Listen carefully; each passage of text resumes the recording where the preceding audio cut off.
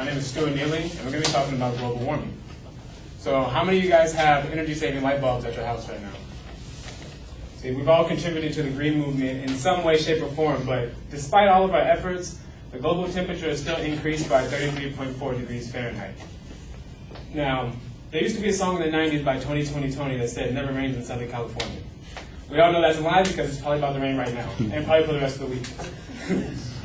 And over the recent years, have you noticed that the winters have been getting colder? Even our summer nights seem to be a little frigid nowadays. In my speech, I'm going to talk about how the global temperature can lead to harsher and colder weather, and also list extreme weather events that have happened in the recent years, ultimately leading to the fact that global warming is causing colder winters. So my first point is that global temperature is causing colder weather and harsher weather. Jane Duchette of the Woods Hole Oceanic Institute tells a story from the past about a lake called Lake Agassiz. Now, during the Ice Age, Lake Agassiz covered Minnesota and Canada. But during the end of the Ice Age, around 8,200 years ago, the ice sheet broke and introduced a lot of fresh water into the salt water. Now, the ocean works like a conveyor belt, moving warm water to the north, cold water to the south, so it can kind of even the oceanic temperature.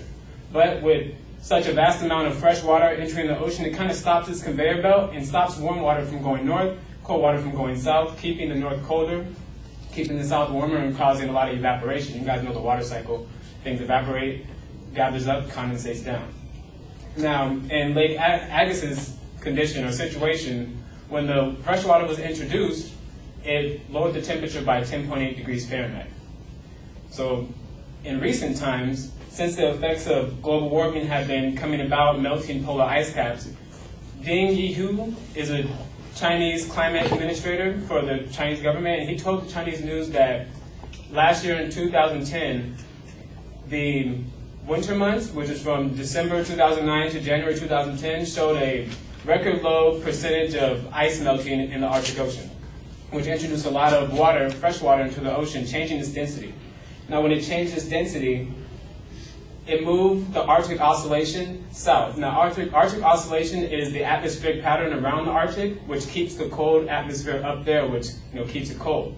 But moving it south would effectively move it over the United States, Europe, parts of Russia and China, making it, colder weather over here.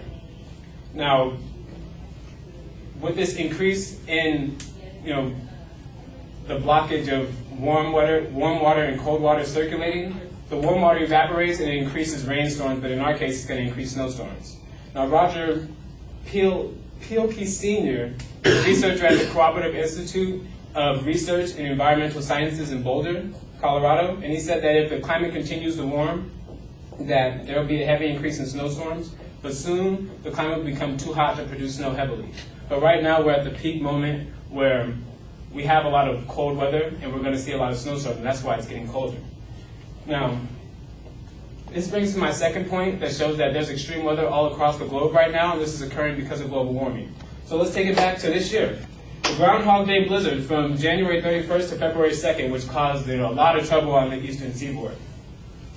Cyclone Yazzie, which was in Queensland, Australia, which caused extreme flooding and billions of dollars in damage. We can take it back to 1998, where Cyclone Jean hit Fiji. Cyclone Yvonne hit Madagascar. The typhoon Hagupit hit China and Vietnam, and also Hurricane Ike hit Texas. We can even go far back to 2006, where mudslides in the Philippines, there was monsoons in Afghanistan and Pakistan, and also 2006 was the coldest winter for Eastern Europe, Russia, and Scandinavia. We can also even take it back to 2005 when Hurricane Katrina hit. We all remember that. Now, in conclusion to this, we kind of think that global warming would increase the temperatures across the world unanimously, and we'd be getting hotter and hotter. But it's a little bit more complex than that. As the polar ice caps melt, and as the Arctic Oscillation moves further south, it's going to create very unstable atmospheric environments, causing harsher winters for the time to come. And it can potentially cause another Lake Agassiz situation where the global temperature can plummet for a short amount of time before ultimately increasing again. So whether through nature or human intervention, the fact that global warming is changing our environment, Mother Nature has to adapt to that because she's a sustainable creature and she has to, account for water not being able to go north. So she moves the Arctic oscillation down, and we have colder winters. So as global warming continues to plummet temperatures and cause colder winters, will you forget your jacket? Good.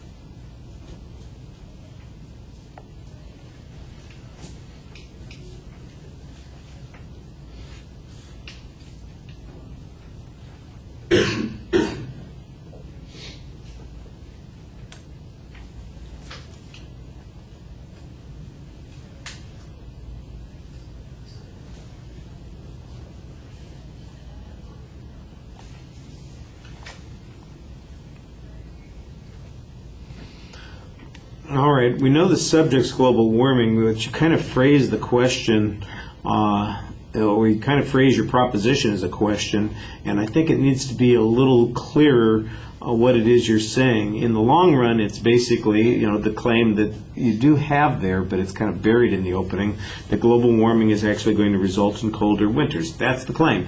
Keep that pretty direct. I think you've got it there, but you're not highlighting that that's the point that you're trying to make. The main points are not laid out very clearly for the supporting structure, although internally you did okay signposting those points. The explanation about what's going on is okay, although the whole story about Lake Agassiz is that how you say it? That's not.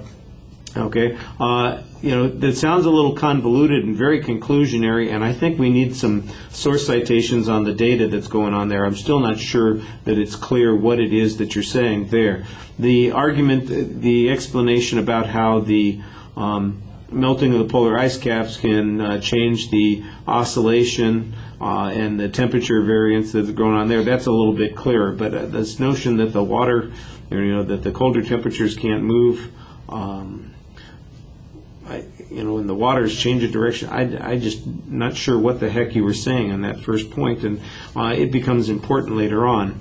On the secondary issues that you're presenting, you've got one place where you've got some excellent sources that you cite explaining the theory that you're talking about, and I thought you did a good job on that, and you also explained the theory pretty clearly.